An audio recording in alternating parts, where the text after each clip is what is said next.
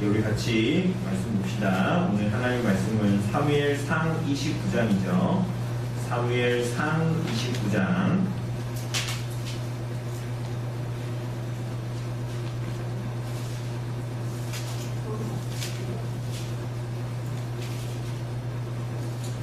예, 제가 가진 성경 458쪽에 있습니다. 구약 성경 458쪽에 있습니다. 사무엘상 29장. 우리 1절로 마지막 절까지 한번 천천히, 오늘 짧으니까 천천히 한번 읽어봅시다. 예, 사무엘상 29장입니다. 읽어보겠습니다. 시작. 블레셋 사람들은 그들의 모든 군대를 아벡에 모았고 이스라엘 사람들은 이스라엘에 있는 샘 곁에 진쳤더라. 블레셋 사람들의 수령들은 수백 명씩 수천 명씩 인솔하여 나아가고 다윗과 그의 사람들은 아기스와 함께 그 뒤에서 나아가더니 블레셋 사람들의 방백들이 이르되 이 히브리 사람들이 무엇을 하려느냐 하니 아기스가 블레셋 사람들의 방백들에게 이르되 이는 이스라엘 왕 사울의 신하 다윗이 아니냐. 그가 나와 함께 있은지 여러 날 여러 해로되 그가 망명하여 온 날부터 오늘까지 내가 그의 형부를 보지 못하였노라. 블레셋 사람의 방백들이 그에게 노한지라.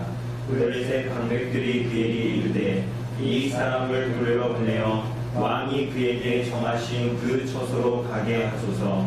그는 우리와 함께 싸움에 내려가지 못하니 그가 전장에서 우리의 대적이 될까 하나이다. 그가 무엇으로 그 주와 다시 화합하리까? 이 사람들의 머리로 하지 아니하겠나이까? 그들이 춤추며 노래하여 이르되 사울이 죽인 자는 천천히요 다윗은 만만이로다 하던 그 다윗이 아니니까 하니 아기스가 다윗을 불러 그에게 이르되 여호와께서 살아계심을 두고 맹세하노니 내가 정직하여 내게 온 날부터 오늘까지 내게 악이 있음을 보지 못하였으니 나와 함께 진중에 출입하는 것이 내 생각에는 좋으나 수령들이 너를 좋아하지 아니하니 그러므로 이제 너는 평안히 돌아가서 블레셋 사람들의 수령들에게 거슬러 보이게 하지 말라 하니라. 다윗이 아기스에게 이르되 내가 무엇을 하였나이까? 내가 당신 앞에 오늘까지 있는 동안에 당신이 종에게서 무엇을 보셨기에 내가 가서 내 주 왕의 원수와 싸우지 못하게 하시나이까 하니 아기스가 다윗에게 대답하여 이르되 내가 내 목전에 하나님의 전령같이 선한 것을 내가 아나 블레셋 사람들의 방백들은 말하기를 그가 우리와 함께 전장에 올라가지 못하리라 하니 그런즉 너는 너와 함께 온 내 주의 신하들과 더불어 새벽에 일어나라. 너희는 새벽에 일어나서 발거든 곧 떠나라 하니라. 이에 다윗이 자기 사람들과 더불어 아침에 일찍이 일어나서 떠나 블레셋 사람들의 땅으로 돌아가고 블레셋 사람들은 이스라엘로 올라가니라.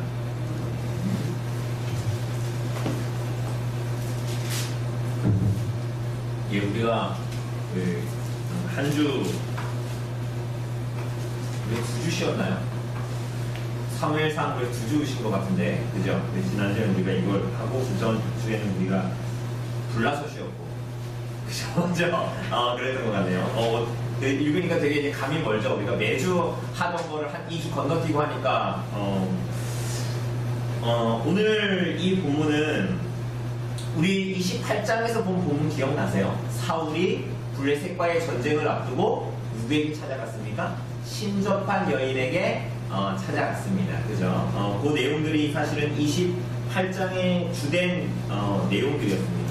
그래서 이것으로 이 성경 본문이 우리에게 가르치고자 하는 것은 사울의 어떠함, 사실은 그 전부터 그랬죠. 사울이 하나님의 말씀, 그러니까 하나님께서 사무엘 선지자를 통해서 주신 말씀, 그죠? 그런 것들, 아말렉을 대항할 때 말이죠, 그죠?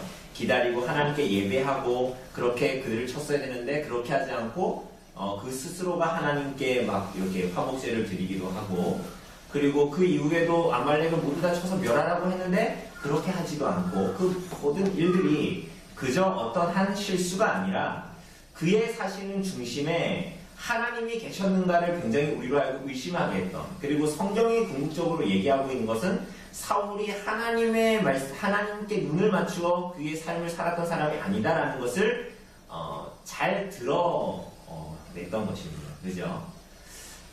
우리가 지난번에 봤던 28장의 신접한 여인에게 나아갔던 내용도 사실은 마찬가지입니다. 그게 무엇이냐면, 사울이 이제 블레셋하고 전쟁을 하다가 결국은 그 아들들과 함께 전사하지 않습니까? 자살 비슷하게 죽잖아요. 근데 그 모든 내용들이 그냥 이스라엘 백성들이 너무나 약해서 싸우다가 죽었다, 이순신처럼 그런 의미가 아니라, 사실은 이 군사적인 패배는 결국은 사울의, 그리고 이 당시에 이 이스라엘 백성들의 영적인 파탄, 그들이 영적으로 어떤 상태에 있는가를 드러내는, 그래서 그 결과를 그들이 이제 그 열매를 따먹게 되는 일이다라는 것을 우리들에게 보여주는 것이었습니다. 그죠? 우리가 이제 그런 내용들을 이제 봤고요. 28장 1, 2절을 보면 이제 다윗이 아기스에게 간 내용을 얘기하고 3절부터 그 신접한 여인 얘기가 나옵니다. 그죠? 그런데 사실은 28장 1, 2절 다윗이 블레셋 사람들을 그 아기스에게 갔다. 그러면서 그리고 나서 그 사이에 신접한 여인의 내용이 나오는데, 그리고 나서 29장이 사실 28장 1, 2절과 붙어 있는 것입니다. 그죠? 그 아기스에게 가서 무슨 일이 있었는가, 뭐 그런 내용을 이제 이야기하는 것입니다. 우리가 뭐 이 다윗이 아기스에게 가서 가드왕 아기스에게 가서 얼마나 있었냐 이런 거 사실은 구체적으로 나오지 않지만 우리가 대략적으로 한 1년 한 7개월 그 정도 있었다라고 봅니다. 우리가 나중에 보겠지만 이 아기스 왕이 다른 블레셋 군주들한테, 야, 내가 다윗 잘 알아. 다윗 우리하고 있어도 괜찮아. 이스라엘도 싸울 거야. 나 하고 몇 달, 몇 해를 같이 있었다. 이런 식으로 얘기해요. 아까 읽었듯이 여러 달, 여러 해 나와 있었다. 이렇게 얘기하거든요. 사실은 여러 해가 아니라 1년 한 7개월 정도 다윗이 이제 아기스에게 있었던 거 우리가 이제 보면서 알 수 있습니다. 좀 더 우리가 구체적으로 보죠. 127쪽, 우리 교재에는 127쪽이죠. 네, 하나님이 막으셨다. 그죠? 127쪽. 1번, 본문 질문. 네, 1번. 예, 한번 우리 성집사님 한번 읽어보실래요? 블레셋과 이스라엘 간의 전쟁이 다시 시작됐습니다. 블레셋의 선제 공격이 시작되었을 때 다윗은 어디에 있었습니까? 네. 블레셋과 이스라엘 간의 이제 전쟁이 다시 시작되었습니다. 그죠? 예. 그런데 여러분, 우리가 우선은 볼 것은 블레셋하고 이스라엘 간의 전쟁입니다. 그죠? 하나님께서 우리가 전에도 우리 이 오경을 통해서 본 것처럼 하나님이, 그리고 사사기에서 본 것처럼 하나님이 가나안의 족속을 남겨놓은 이유가 뭐라 그랬어요? 여러분 기억나십니까 혹시? 이스라엘 백성들에게 하나님께서 가나안 땅에 들어가서 모든 민족들을, 그 가나안의 족속들을 다 멸절시키라고 그랬잖아요. 그죠? 그런데 우리가 아는 바대로 한면으로는 그들이 하나님의 말씀 앞에 순종하지 않았기 때문에, 그죠? 때로는 그들을 보면서 쟤네들 이길 수 있을까? 하는 두려움이, 내가 너희에게 저 땅을 주겠다라는 하나님의 말씀보다 더 커 보여가지고, 그죠? 그러니까 우리말로 쉽게 얘기하면 하나님께서 믿음으로 살아라라고 우리들이 세상으로 불렀는데, 그 하나님의 말씀은 이루어집니까? 안 이루어집니까? 이루어지죠. 여러분과 저의 어떠함 때문이 아니라 하나님의 크심 때문이죠. 그렇죠? 그런데 세상에 딱 나가보니 때로는 어때요? 이 가나안 땅을 정탐하러 갔던 12 정탐꾼들의 보고처럼 저들은 정말 거대한 사람들이고 우리는 그들의 뭐 같아요? 우리는 그들에 비해서 메뚜기 같은 생각이 들잖아요. 그죠? 마치 가나안 땅에 들어갔을 때 이스라엘 백성들이 그랬던 거예요. 내가 저 땅을 너에게 주겠다라는 말씀은 들었는데 맞닥뜨려 보니까 그 상황과 그들이 더 커 보인 거지. 그 환경들이. 그죠? 그래서 순종하지 않았던 때가 굉장히 많았습니다. 그래서 남아 있었습니다. 뿐만이 아니라 땅을 지배했지만 그 족속들을 죽이지 않고 어떻게 해요? 남겨두어서 뭐 했습니까? 종처럼 살았어요. 그러면 돼요, 안 돼요? 그러니까 그게 우리 보기에 되게 좋은 것 같잖아. 합리적이다. 이거 참 되게 합리적인, 쟤네 이스라엘 백성들 역시 똑똑해. 유대인들 합리적인 선택을 했어. 그거 죽이면 뭐해? 남겨놔가지고 우리 생활을 편리하면 되지.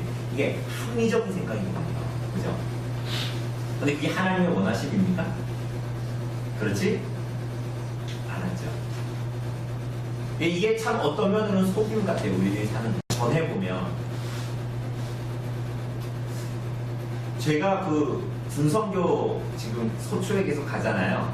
소초에 부흥했어요. 4명에서 8명으로 뭐 배로 부흥이 됐어. 그래서 이번 주에 가서 그 아이들 중에 8명 중에 2명만 교회 다녔던 애들이고 6명은 다 정말 생짜배기들이에요. 교회 정말 거의 안 가는 애들이에요. 근데 그런 애들이 막 제가 이 요한복음을 같이 나누고 있거든요. 이제 이번 주부터 요한복음 우리가 했던 것처럼 그렇게 좀 약간 더 쉽게, 얘네는 성경을 아예 모르는 애들이니까 그렇게 요한복음을 했는데 하고 있는데 다 끝나고 나서 시간이 없으니까 50분밖에 없거든요. 했는데 애들이 끝나고 박수 치는 거야. 박수 왜 쳐? 영광입니다. 이러는 거예요. 근데 우리들이 전하는 복음은 때로는 우리들도 함정에 빠져요. 어떻게? 논리적이고 합리적이고 설득적이어야 된다라고 우리 자꾸 생각하죠. 그래야 세상 사람들이 복음을 받아들이고 예수님을 받아들일 것처럼 우리는 때로는 생각해요. 그래서 우리 권사님 집사님들 가끔 하시는 말이 뭡니까? 내가 뭐 복음을 내가 어떻게 복음을 전해? 난 들은 것도 잊어버리는데, 이런 말씀하시죠. 그렇지만 그렇지가 않아요. 이 복음은 사람의 지혜가 아니라 하나님의 지혜이기 때문에 우리들의 입술이 아둔해도, 그죠? 때로는 우리들의 나 머리 똑똑해, 나 참 말 잘해, 나 되게 논리적이고 합리적으로 저 사람한테 말할 줄 알아, 이런 것이 때로는 함정이 돼요. 복음의 설득은 사람이 하는 게 아니라, 말자람으로 하는 게 아니라, 사람의 지혜로 하는 것이 아니라 성령 하나님께서 해요. 그죠? 그래서 어떤 한마디 당신은 죄인입니다 라는 그 한마디 말로도 사람들은 회개하게 돼요. 하나님을 만나기도 해요. 그러니 그게 복음을 받아들이고 사람이 영원히 중생하는 일이 우리들의 능력에 달린 겁니까? 하나님의 능력에 달린 겁니까? 여러분이 처음 복음을 받아들일 때를 생각해 보세요. 여러분이 성경 60권 다 읽어가지고 여러분 복음을 받아들였어요? 아니요, 그렇지 않았어요. 우리들의 그 시작, 하나님께서 역사하실 때는 정말 어떤 이 진리의 한 가닥을 우리에게 깨닫게 하셔서 하나님을 붙들게 하시죠. 회개하게 하시죠. 그러지 않습니까?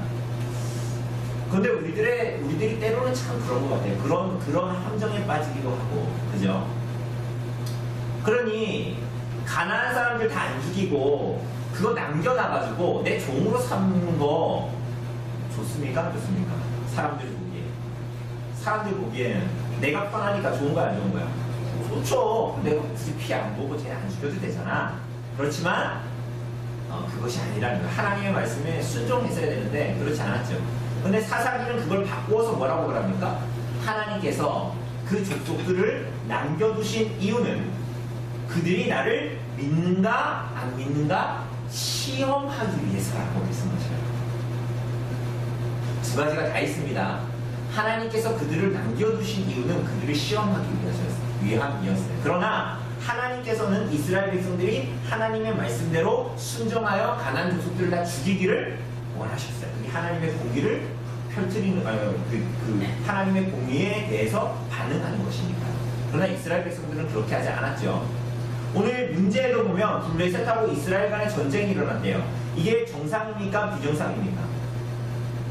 원래대로 하면 이스라엘 백성들이 먼저 순종했으면 이 블레셋 사람들이 여기에 거하지 없었겠죠, 아예. 그죠? 근데 하나님께서 이들을 두셨어요. 그리고 블레셋과 이스라엘의 전쟁이 일어난다는 것은 궁극적으로는 이스라엘 백성들이 하나님의 말씀에 순종하지 않으면서요. 이 사울의 시대에.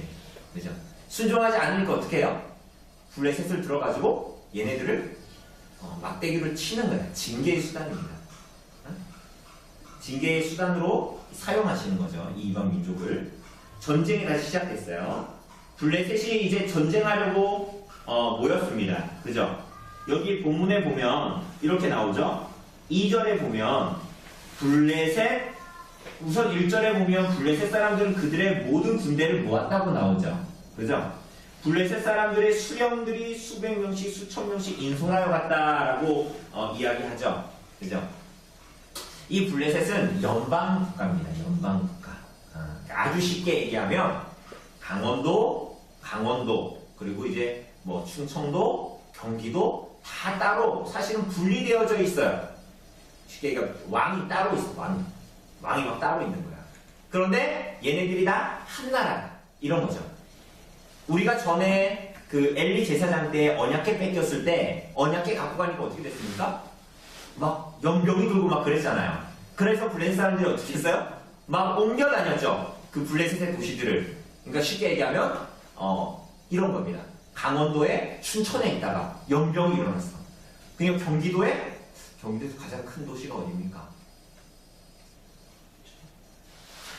어디? 그리고 전라도에 광주. 그리고 또 연병이 나니까 저기 부산으로 옮겨놓고 이런 거예요. 그러니까 주요 도시. 그러니 여기서 이제 이 연방 국가들이 모여가지고 대대적으로 합동해가지고 이스라엘과 전쟁을 이제 하기 시작했던 것입니다. 그래서 수령들이 이제 다 모여가지고 전쟁을 하기 시작했다라는 거예요. 그런데 다윗은 뭐 하고 있습니까? 2절에 보니까 다윗과 그의 사람들은 뭐예요? 아기스와 함께 그 뒤에서 나가더니 이렇게 나옵니다. 우리가 아는 대로 블레셋의 주요 국가들이 있었죠. 아스돗, 가사, 아스블론, 가드, 에그론 이렇게 있었습니다. 근데 그 중에 하나인 가드의 왕이 이 아기스잖아요. 아기스. 근데 1년 7개월 동안 다윗이 자기와 함께 있었으니까 심지어는 신임을 얻어가지고 시글락이라는 곳을 줘가지고 그 땅을 다스리겠죠. 그죠? 그러니 이 전쟁, 이스라엘을 전쟁하러 나가는 데에 어떻게 했어요? 다윗을, 그리고 다윗의 군대를 다 함께 데리고 갔습니다. 여러분 기억나십니까? 이스라엘, 다윗이 이제 그 아기스에게 있을 때 이스라엘 백성들 친다 하고 이스라엘 백성들 쳤어요, 안 쳤어요? 안 쳤죠? 그 기억나시죠? 이스라엘 백성, 아기스 왕한테는 나 오늘 이스라엘 백성들 어디 쳤습니다. 이렇게 얘기하고 실제로는 뭐 했어요? 블레셋의 우방들을 쳤죠. 기억나시죠? 어쨌거나 그렇게 했습니다. 그래서 다윗은 지금 이 연방 국가 블레셋의 이 사람들과 함께 이스라엘을 치러 같이 가는 그 중에 있었다라는 것입니다. 2번 우리 수민 형제 읽어주세요. 블레셋의 방백들은 아기스 왕에게 다윗의 참전에 대해 이의를 제기했습니다. 방백들은 다윗과 그의 사람들을 누구라고 불렀습니까? 예, 이 방백들은 수령들이에요. 수령들. 그러니까 이 장들, 뭐 에그론, 뭐 가사 이런 데 장들, 그렇죠? 근데 이 사람들이 다윗이 함께하는 걸 딱 보니까 3절에서 뭐라 그래요? 블레셋 사람들의 방백들이 있는데 이 히브리 사람들이 무엇을 하려느냐 이렇게 말합니다. 그죠? 여기서 히브리 사람이라는 것은 약간 이제 경멸조로 얘기하는 겁니다. 우리가 일본 사람들 경멸조로 말할 때 뭐라고 말합니까? 쪽발이라고 말하죠. 그죠? 그 일제시대 때 한국 사람들을 뭐라고 불렀어요? 얘네들이, 일본 애들이 조생이라고 불렀어요. 그거하고 비슷한 거야. 그러니까 블레셋 사람들이 이스라엘, 그러니까 이 다윗을 보면서 그런 식으로 얘기하는 거예요. 이 히브리 사람이 뭘 하느냐 그러면서 3절에 보니까 아기스가 뭐라 그래요? 블레셋 사람들에게 말하되 변호하는 겁니다. 이는 이스라엘 방백에게 이르되 이는 이스라엘 왕 사람들이 신하 다윗이 아니냐. 그가 나와 함께 있은지 여러 날 여러 해오되 그가 망명하여 온 날부터 오늘까지 내가 그의 허물을 보지 못하였으니까 내가 뭐 한다? 다윗은 내가 보증한다. 이렇게 얘기를 하는 것입니다. 그죠? 어쨌거나 이 사람들은 이제 경멸하면서 이제 이 다윗을 대했습니다. 여기 3번 우리 조집사님 읽어주실래요?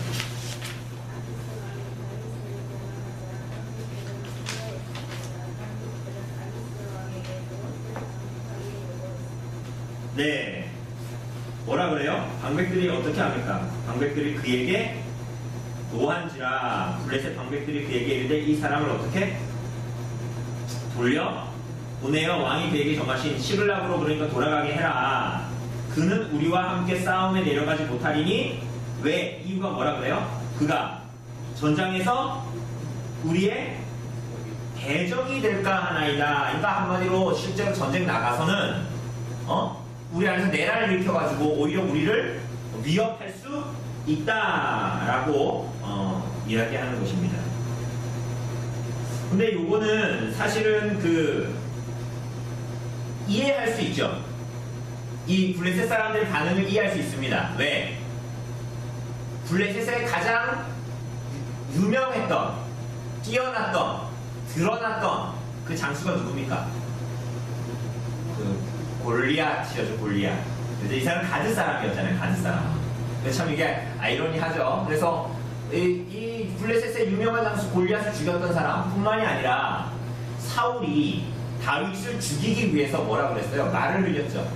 내 딸하고 결혼시키려면 블레셋 사람들의 양피 100개를 가져와야 한다 그랬잖아요. 근데 다윗이 몇 개 갖고 왔어요? 양피가 뭡니까? 사람 가죽만한 가죽. 그러니까 죽여가지고 블레셋 사람들 그러니까 양피가 가죽을 말할 수도 있고 쉽게 얘기하면 그겁니다. 이 할례를 행할 때 성기 앞에 그 표피 포경 수술할 때 그 앞에 그걸 말하는 그 껍질을 말하는 거예요, 사실은. 근데 어쨌거나 남자들의 그 블레셋 사람들의 그 양피를 몇 개를 갖고 와라. 100개를 갖고 오면 내가 내 딸을 주어서 결혼시키겠다. 그런데 다윗이 몇 개 갖고 왔어요? 200개 갖고 왔잖아요. 그러니까 이 블레셋 수령들의 마음이 이해가죠. 그랬던 놈이 지금 우리 이스라엘하고 전쟁하러 가는데 우리 편에 저기 자기 군대들하고 서 있으니까 여러분들 같아도 그거 용납하겠어요, 안 하겠어요? 용납이 잘 안 되죠. 그러면 여러분 지금 여기 블레셋 사람들과 같이 있는 다윗의 마음은 어땠을까요? 전쟁할 만할까요, 안 할까요? 이스라엘하고 전쟁하는 거잖아요. 전쟁하고 싶을까, 안 하고 싶을까요? 가능하면 그 자리를 피하고 싶죠. 피하고 싶죠. 그죠? 그러니까 이게 진퇴양난의 상황이었던 거예요, 다윗에게는. 그죠? 위기죠, 위기. 왜? 나는 사무엘로부터 무슨 말씀을 듣고 기름 부음 받았어요? 내가 이제 뭐가 될 거다? 이스라엘 왕이 될 거다라고 했는데 이제 누구하고 누구를 죽이게 생긴 거예요. 자기 백성인 이스라엘 사람들을 죽이게. 예를 들면 블레셋 사람들이 이를 쓸 수도 있어요. 야, 그래, 너 정말 우리 편이야? 그래? 그럼 너 한번 저기 나가서 이스라엘 사람들 한번 먼저 죽여봐. 이런 식으로 할 수도 있어요. 우리가 흔히 영화에서 많이 보는 것처럼 너 우리 편 맞아? 그럼 네가 먼저 나가가지고 쟤 먼저 죽여봐. 이런 것처럼 그렇게 할 수도 있었잖아요. 그죠? 그런데 다윗의 이런 어쩔 수 이 위태로운 상황, 위기의 상황, 그죠? 이스라엘 백성을 죽이던 아니면 자기의 진실한 얼굴을 드러내건 이 양자택일을 해야 되는 위기의 상황 가운데에서 오히려 어떻게 한 거예요? 그걸 면하게 해준 게 누굽니까? 블레셋 왕들이었어요. 참 아이러니하죠. 그래서 그들을 돌려보낼 것을 요구했습니다. 그 다윗과 함께한 사람들. 네. 4번 한번 읽어주실래요?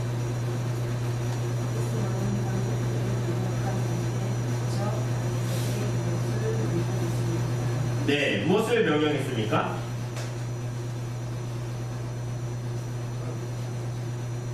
네, 아기스 왕이 그 얘기 듣고 이 강력한 반대잖아요. 그죠? 그래서 어떻게 했어요? 7절에 보니까 네, 돌아가고 그들 눈에 거슬러 보이지 말고 새벽에 떠나가라. 뭐 이렇게 얘기했습니다.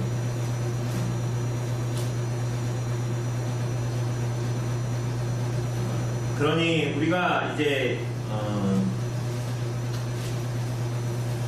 어떻게 보면 하나님이 다윗을 어려움에 처하게 하기도 하시고 이런 어려움에 어떻게 보면 하나님이 하나님의 택한 백성을 징계하실지라도 하나님께서 그가 감당할 수 있는 것 이상의 시험 당함을 허락하지 않으시고 시험과 함께 피할 길을 그에게 내주시는 것이죠. 그런데 뭘 통해서 그렇게 하십니까? 막 하나님이 다윗이 평소에 잘했던 막 그런 다윗을 향한 사람들의 존경, 애정 이런 것은 오히려 그에게 독이 됩니다. 왜? 아기스가 뭐라고 그랬어요? 괜찮아. 쟤 나랑 같이 있었는데 전쟁에도 괜찮아. 이게 오히려 다윗에게는 좋은 거예요, 나쁜 거예요? 나쁜 거예요. 그죠? 오히려 그의 어떤 그런 것들은 독이 되는데 오히려 악한 자들의 비난, 악한 자들의 조롱, 중상모략, 의심, 그죠? 그런 것들이 오히려 하나님께서 그걸 사용하셔서 이 다윗이 그 위기에서 빠져나가게 해서.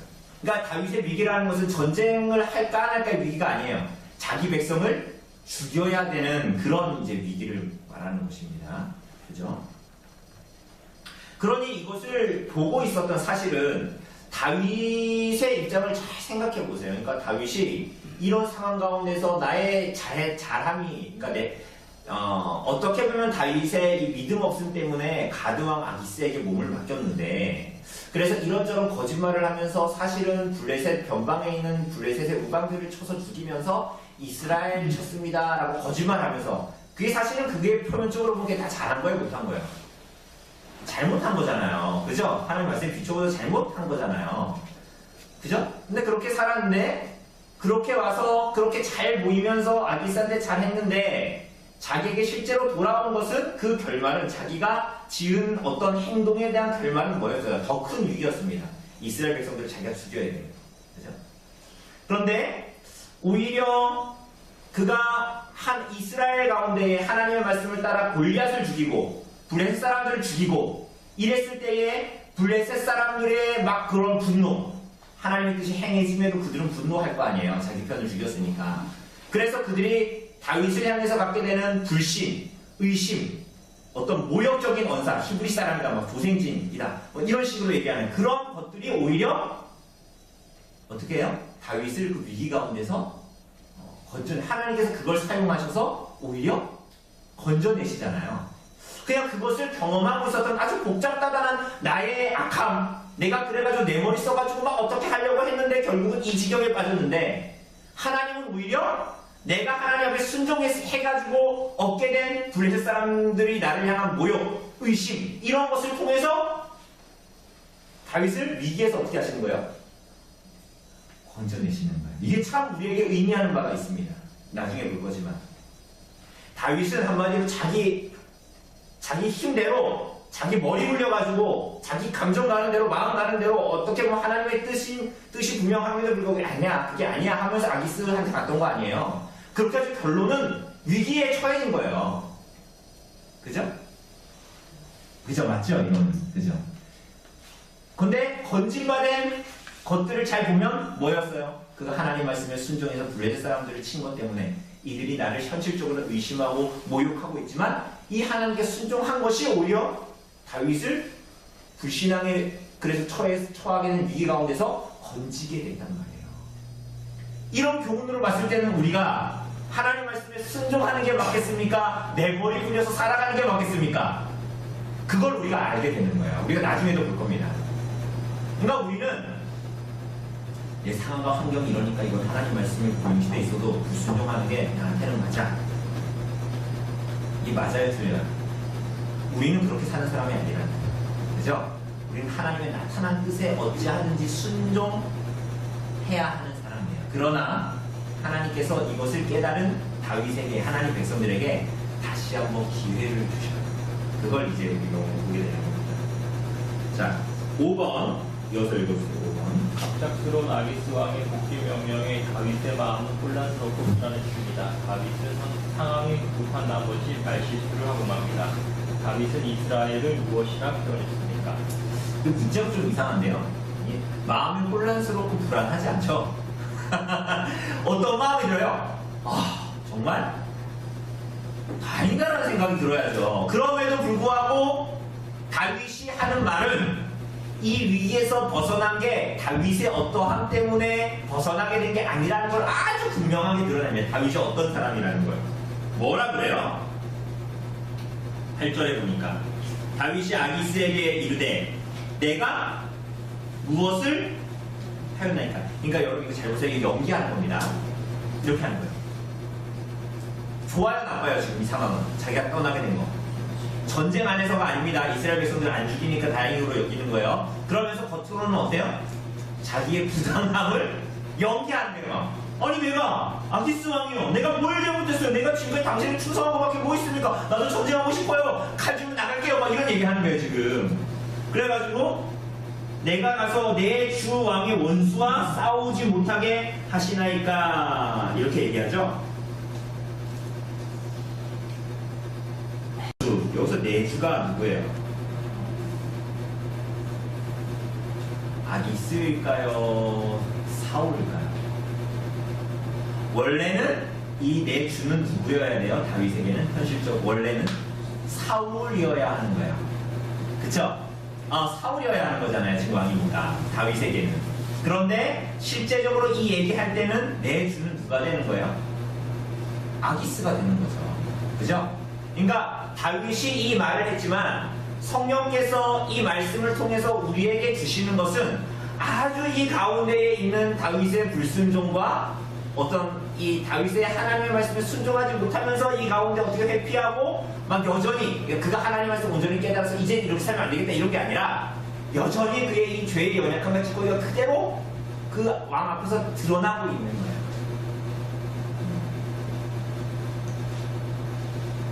깨달은 대로 깨닫지 못하는 상황이 이제 되어진 거죠. 그죠? 6번 한번 읽어주세요. 6번.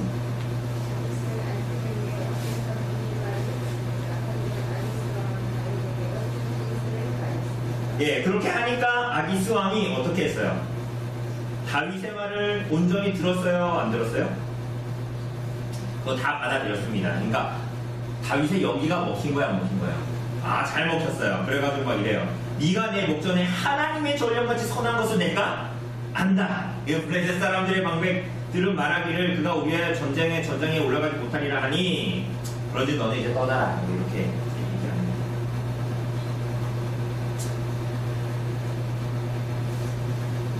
예. 그래서 어떻게 됩니까? 7번 읽어주실래요?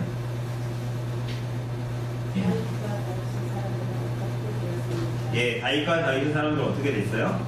그래서 결국은 이에 다윗이 자기 사람들과 더불어 아침에 일찍 일어나서 떠나 블레셋 사람들의 땅으로 다시 어떻게 했다? 돌아갔다.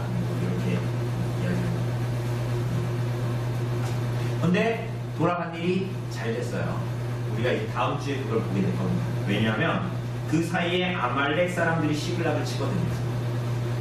다윗이 머무르고 있었던데. 그러니 거기에 누가 머무르고 있었을까요? 당연히 자기 와이프뿐만이 아니라 자기와 함께 전쟁에 여자들도 나가지 않았을 거 아니에요. 여자들도 같이 나가지 않았을 거 아니에요. 그러니까 그 시글락이라는 곳에 다 누가 있어요? 처자식들이 다 있단 말이에요. 근데 그 사이에 아말렉이 쳐들어왔습니다. 예, 우리가 또 다음 주에 볼 겁니다. 예, 그러면 1번 읽어주실래요? 블레셋 신하들의 미움과 백척이 오히려 다윗을 구했습니다. 요즘 여러분은 관계 문제 때문에 힘들지는 않습니까? 혹시 그 힘듦이 여러분을 구하시려는 하나님의 손길은 아닙니까? 네, 교재가 별로 안 좋아서 문제가 별로 안 좋아요. 네, 어쨌거나 우리가 여기서 아까도 얘기했듯이 우리가 하나 기억해야 되는 것이 있습니다. 사람들의 눈은 결국은 우리들이 기대할 것이 아니라는 것입니다. 꼭 그것을 기억해야 됩니다. 우리가 때로는 이 손해를 볼 수도 있고요, 그죠? 우리가 때로는 사람들과의 관계에서 손해를 볼 수도 있고 유익을 구하지 못할 수도 있죠. 그러나 참 우리들의 이 반응은 사람에 대한 어떤 반응에 기대할 것이 아니다. 그죠? 그것을 꼭 기억하셔야 됩니다. 그죠? 우리가 그 사람들의 오히려 기대와 반응 그런 것, 심지어는 골리앗을 죽이고 와서 사울이 죽인 자는 천천히요 다윗이 죽인 자는 만만이다 라는 오히려 그러한 칭찬이 오히려 이 상황 가운데에서는 블레셋 사람들이 다윗을 욕하는 어떤 이 꺼리가 되었잖아요. 근데 다윗이 그 칭찬을 받았을 때는 굉장히 좋았을 거 아니에요. 그죠?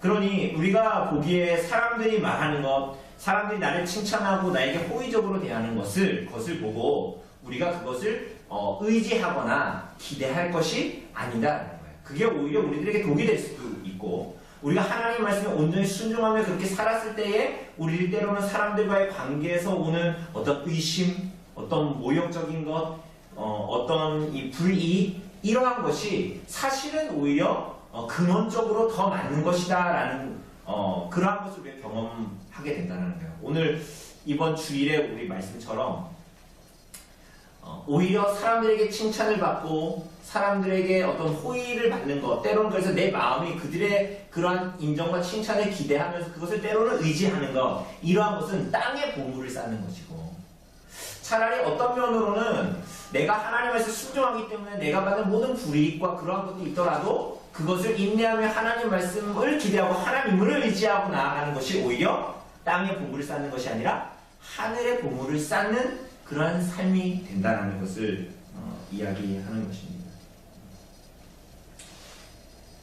그러니 그것을 아주 잘 보여주는 것이 아기스 왕의 인정이기도 했습니다. 아기스 왕이 그를 인정해서 전장에 데리고 나갔지만 결국 그게 좋아 보였지만 결국은 그 다윗의 속임 때문에 다윗은 전장으로 나가게 되는 그러한 일들이 이제 벌어진 것이죠.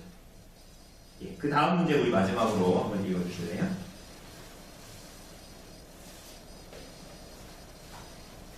예.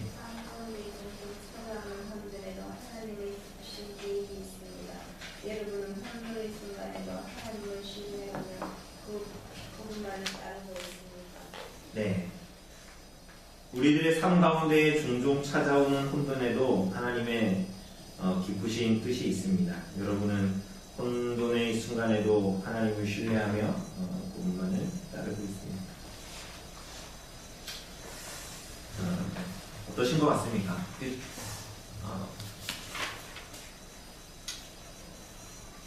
우리들은 때로 이제 이런 것 같아요. 우리 다윗의 어떤 이야기를 보면,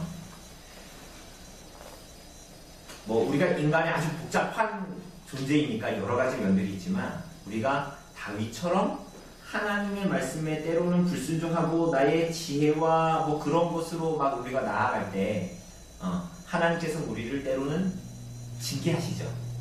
그죠? 근데 우리는 대부분 근데 그럴 때 그걸 잘 알아차리기보다는 하나님 나한테 왜 이러시죠? 이렇게 얘기할 때가 많죠. 근데 그럴 때는 차라리 수긍이 가요. 물론 우리들의 입장에서는 하나님 왜 이래서 이렇게 얘기를 하긴 하지만, 근데 우리들의 삶 가운데서 때로는 하나님의 말씀에 그게 어긋나지 않고 그냥 그렇게 잘 살아가는 것 같은데 하나님이 우리를 때로는 여기 문제에서 얘기하는 삶 가운데 혼돈으로 찾아오실 때가 있죠. 그렇지 않습니까? 그 하나의 예가 아주 대표적인 예는 창세기에서 나오는 요셉의 이야기였습니다. 그죠? 그런데 우리가 요셉이 나중에 그 형들이 다 찾아오고 나서 찾아오면서 나중에 자기가 사실은 너희들의 형제 요셉이다, 당신들이 팔았던 그 형제 요셉이다 라는 것을 나타내잖아요.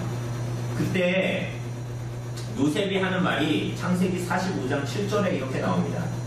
하나님이 큰 구원으로 당신들의 생명을 보존하고 당신들의 후손을 이 세상에 두시려고 나를 당신들보다 먼저 보내셨나이다, 이렇게 말합니다. 그러니까 요셉은 돌이켜봤을 때 자신의 삶에 이해되지 않는 경험들을 했잖아요. 그죠? 어쨌거나 아버지에게 사랑을 받았는데, 그리고 자기에게 많은 꿈을 하나님이 주셨는데, 그것으로 말미암아서 자기가 어떻게 형들에게 어떻게 보면 고난을 당한 거잖아요. 그죠? 죽을 뻔했지만 팔려가서, 그리고 가서도 하나님께서 그래도 나의 삶을 붙드신다라는 믿음을 가지고 살다 보니 보디발의 아내의 유혹에 넘어갔어요? 안 넘어갔어요? 넘어가지 않았는데 오히려 하나님의 말씀에 순종함이 그를 어디로 끌고 갔어요? 겨우 살만해졌는데 어떻게 해요? 그를 다시 감옥으로 보내버리잖아요. 보디발의 아내가 무고하게 그를 이제 고발합니다. 그런데 그가 나중에 형제들이 오고 나서 하는 말이 이 모든 일들이 나의 삶에 내가 이해할 수 없었던, 정말 이해할 수 없었던, 인간의 지혜로도 이해할 수 없었고, 심지어 주변 사람들이 내가 만약에 하나님 믿는 사람인 걸 알았더라면, 야, 하나님 믿는 사람이 저러면 난 하나님 안 믿겠다, 하나님 믿는 사람이 저런 일 당하면 나는 안 믿겠다 라고 말할 정도의 그런 상황 가운데에 처했던 이해될 수 없는 자신의 과거를 이 요셉이 이야기할 때 이 모든 일들이 바로 당신들을 뭐 하기 위해서? 구원하기 위한 하나님의 뜻이었다라는 것을 말하잖아요.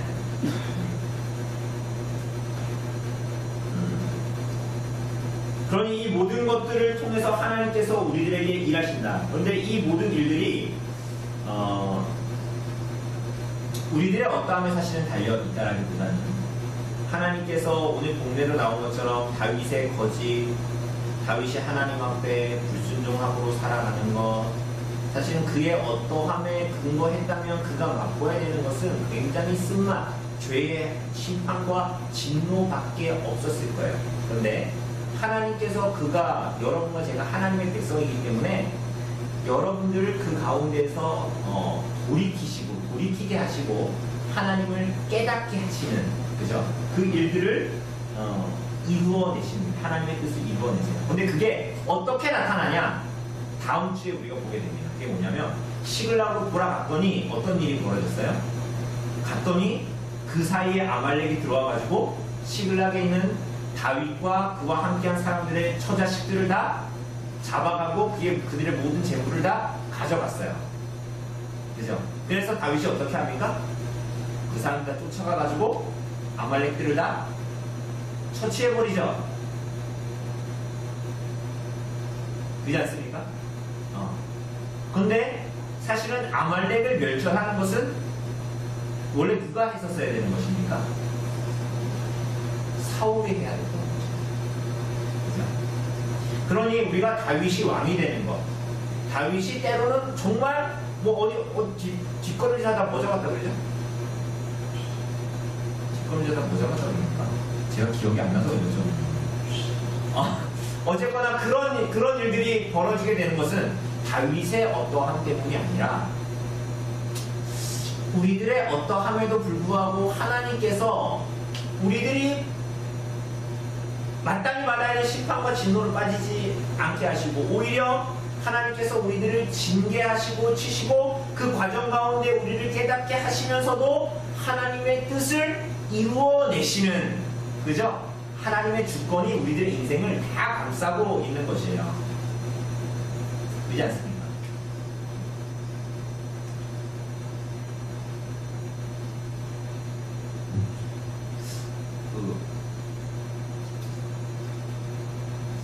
제가 육사님 말씀 계속해서 너무 죄송한데 오늘 끝을 안 할게요. 그래서 여기 이렇게 멍이 내려왔잖아요. 근데 여기 이마 여기 다치면 이렇게 여기 피부가 얇아서 피멍이 내려오네요. 눈꺼풀 이쪽이 얇아가지고, 그죠? 우리 손육사님 다쳐보셔서 아실 거 아니에요, 그죠? 한 2, 3주 간대요. 근데 우리들이 때로는 그런 일들을 경험하면서 되게 많은 생각을 하잖아요. 그죠? 집사님 혹시 그런 생각 안 하셨어요? 지금 우리가 다치면 제가 우리 이혜리가 뱃속에서부터 나중 천적으로 애가 신전병 걸린 게 아니잖아요. 그런 걸 나오면서 제가 전에도 제가 우리 같이 나눴지만 무슨 생각했을까요? 내가 하나님 앞에 정말 내가 뭘 잘못한 거지? 나 엄별히 들어온 거 밖에 없는데 이건 내가 엄별히 들어온 게 내가 잘못인가? 아니면 내가 들어온 이후에 내가 뭔가를 잘못했나? 하나님 앞에 이 범죄함의 결과인가? 아닌가? 뭐지? 이 말할 수 없는 혼란. 우리 집사님도 넘어지면서 지금 치료 가운데 있죠. 집사님도 지금도 내가 왜 다쳤을까? 우리 남편은 하나님 믿는 사람은 왜 그렇게 다치냐고, 하나님 믿으면 하나님 살아계시고 그렇게 얘기하는데 왜 내가 이렇게 다쳤을까? 많은 생각이 들 거 아니에요. 집사님 해결되셨어요 그게? 우리가 때로는 그게 잘 해결이 안 되죠. 삶의 문제들이 우리가 다 해결이 안 되잖아요. 근데 우리가 고백하는 것은 뭡니까? 그러함에도 우리가 붙들고 있는 건 뭐예요? 하나님께서 우리의 뭐다? 주인이시고 목자이시고, 그죠? 하나님께서 우리를 이끄시고, 이 하나의 작은 일이라도 우연히 벌어지는 일이 있어요, 없어요? 있어요, 없어요? 없잖아요. 없죠? 없지 않습니까?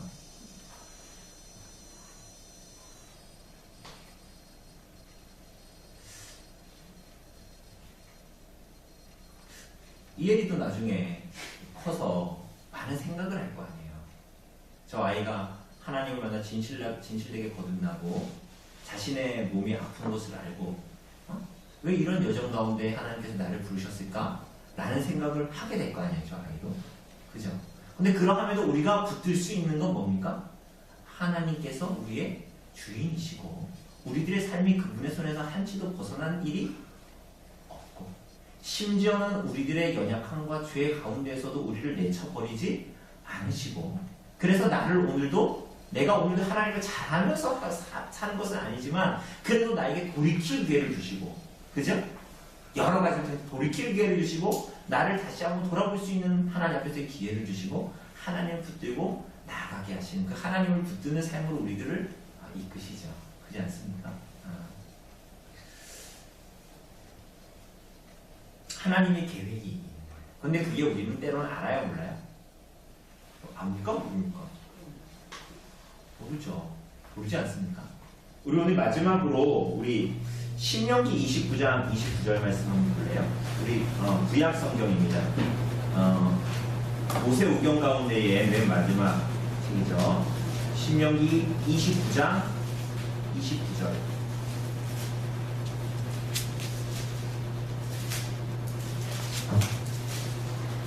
제가 가진 성경으로 구약 성경 309쪽에 있어요. 309쪽. 신명기 29장 29절. 여러분, 이거는 아주 여러분들 책을 거기를 딱 적어놔가지고 아주 빨간색 펜으로 쫙쫙 걸어놓으세요. 29장 29절.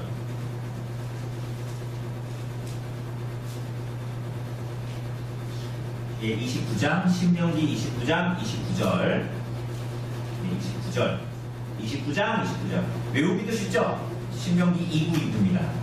네, 같이 읽어보죠. 시작.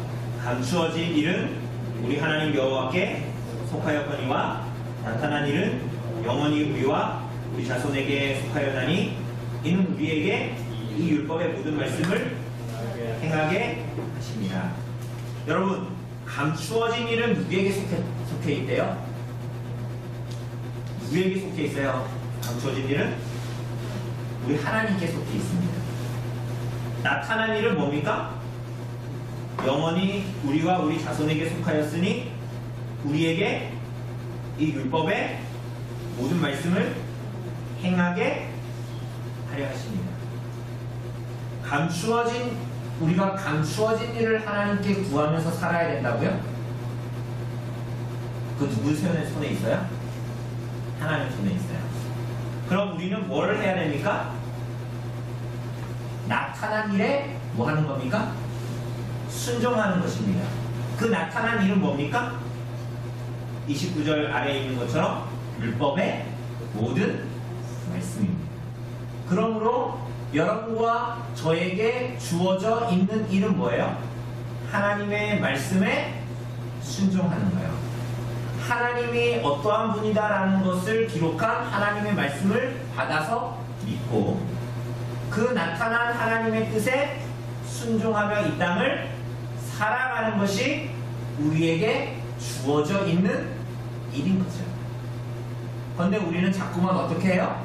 나타난 일에 순종하려고 하지 않으면서 하나님을 순종하지 않으면서 혹시 하나님이 나를 향한 숨겨진 좋은 뜻을 행하시지 않을까라는 아주 나쁜 생각을 하죠.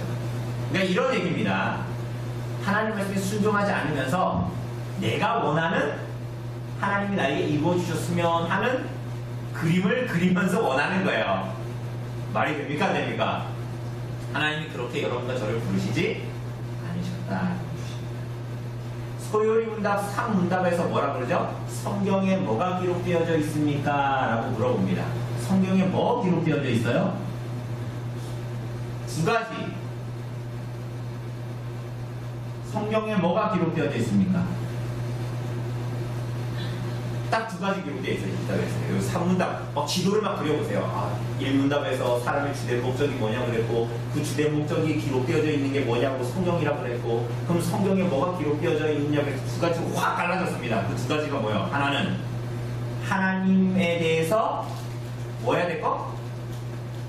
믿어야 할 것과, 하나는 뭐예요? 하나님 말씀에 순종해야 하는 것이 무엇인가를 얘기하는 것이에요. 우리 자꾸 이렇게 생각하죠. 성경에 뭐 기록되어져 있어요? 성경에 뭐 기록되어져 있어요? 예수님이요. 그러면 화적인 믿음을 갖는 거예요. 믿고 아무렇게나 살아도 된다라고 생각하는 거지. 아니에요. 하나님이 누구신가를 아는 것과 뭐예요? 하나님께 대한 순종의 의무 두 가지를 성경이 가르치고 있다 없다? 있다. 그죠? 그래서 교리는 우리가 어떻게 살아야 하는가를 잘 보여주는 것입니다. 어떤 사람들 이렇게 얘기합니다. 교리는 사람들 머리만 크게 하고 교리를 가르치는 것은 논쟁만 일으키게 한다. 교회를 갈라지게 한다. 아닙니다. 교리는 사람들이 하나님의 말씀을 따라 살게 하기 위해서 교리를 가르치는 거예요. 그죠? 그러니까 우리가 교리를 배우면 제가 막 이렇게 했습니까? 우리 성경 말씀을 막 듣고 성경의 교훈이 교리잖아요. 그거 막 가르치면서 여러분 이거를 잘 알고 이렇게 알고 살아갑시다 이렇게 합니까? 아니죠. 잘 알고 잘 믿고 이 깨달은 대로 뭐 합시다? 살아가게 하는 것이 교리입니다. 왜? 그것이 하나님의 말씀입니다. 어쨌거나 우리들에게 주어져 있는 의무는 뭡니까? 다윗처럼 자기 머리 굴리면서 막 이렇게 살아가는 거예요? 그게 아니다라고 다윗이 아주 하나님께서 아주 교묘한 이 이야기를 통해서 그 인생의 어간을 통해서 이 행간을 통해서 우리들에게 말씀하시는 거예요. 그죠? 우리들에게 주어진 것은 뭐예요? 하나님의 말씀에 나타난 일에 어찌하든지 순종하면서 살아가는 거예요. 그죠? 그러면 하나님께서 그 일들을 통해서 감추어진 일, 하나님의 뜻과 하나님의 작정을 이루시는 거예요. 그쵸? 그래서 여기 제가 나눠드린 요 종이 있잖아요. 요거는 대요리 문답이에요. 대요리 문답에서 12문, 13문, 18문만 제가 따로 이렇게 모아놓은 겁니다. 12문에 보면 뭐라고 얘기합니까? 하나님의 작정 이야기합니다. 그죠? 예, 하나님의 작정 그러면서 뭐라고 얘기해요? 하나님의 작정은 무엇입니까? 이렇게 물어보니까 뭐라고 그럽니까? 하나님의 작정은 하나님의 뜻대로 계획하신 지혜롭고 자유롭고 거룩한 행위입니다. 이로 말미암아 하나님께서는 영원전에 자신의 영광을 위해서 일어나는 모든 일, 특별히 천사와 사람에 대한 일을 불변하게 정하셨습니다. 이렇게 얘기하죠? 맞습니까? 하나님의 작정은 하나님의 뜻대로 계획하신 지혜롭고 자유롭다. 이 자유롭다는 왜 자유롭다고 얘기했을까요? 하나님께서 이 하나님의 작정의 일을 자신의 뜻대로 이 계획하시고 이루시는 데에 영향을 끼치는 것이 있다 없다? 영향을 끼쳐가지고 계획을 변동시키거나 작정이 이루어지지 않게 하거나 그럴 수 있는 것이 있다 없다?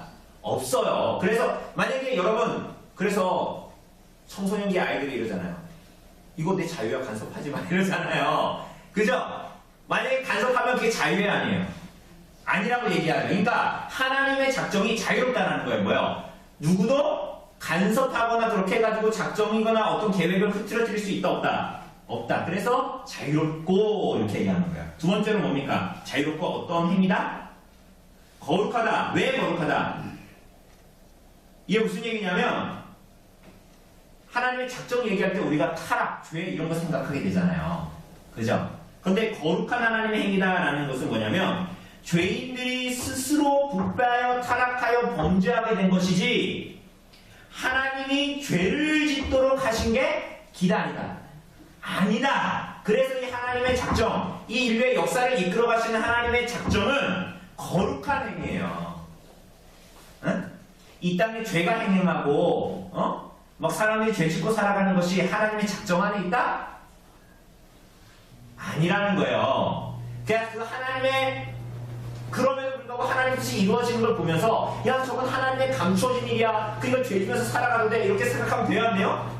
안 된다는 거예요. 왜? 하나님의 작정은 하나님의 거룩한 행위예요. 18문 봅시다. 18문. 맨 아래. 하나님의 섭리의 이름 무엇입니까? 이렇게 물어보죠. 그래서 뭐라고 얘기합니까? 하나님의 섭리의 이름 모든 피조물을 더 없는 거룩하심과 지혜와 권능으로 보존하시고 통치하시는 것입니다. 하나님께서는 자신의 영광을 위해 모든 피조물과 그들의 모든 행위를 다스리신다. 이렇게 얘기합니다. 섭리 뭡니까? 하나님께서 시계약 넣어놓고 시계 그냥 자동으로 돌아가게 하신 것이 아니라 창조하고 통치하신다 안 하신다? 하시는 거예요. 근데 이 섭리의 일이 뭐냐? 모든 피조물을 더없이 거룩하신과 지혜와 권능으로 보존하시고 통치하신다고 했잖아요. 지혜와 여러분 잘 보세요. 하나님이 여러분과 여러분의 삶과 우리 이 교회와 이 세상을 섭리하십니까 안 하십니까? 하세요 안 하세요? 하시죠. 왜? 이 작정의 일은 창조와 섭리의 일로 이루시잖아요. 섭리 창조해놓고 섭리 안 하시는 게 아니라 섭리하십니다. 그죠? 근데 뭘로? 특별히 지혜로 지혜로 섭리하시죠? 맞아요 아니에요? 하나님이 지혜로운 맞아요 아니에요? 전 그렇게 생각하세요? 그러니 우리들의 삶에 이해할 수 있는 없는 일로 고통스러워 하다가도 결국 하나님께 감사하게 되는 이유는 뭡니까? 섭리하시는 하나님의 지혜가 완전하기 때문이에요. 응? 여러분과 저가 하나님의 손에 있다면서요. 맞습니까?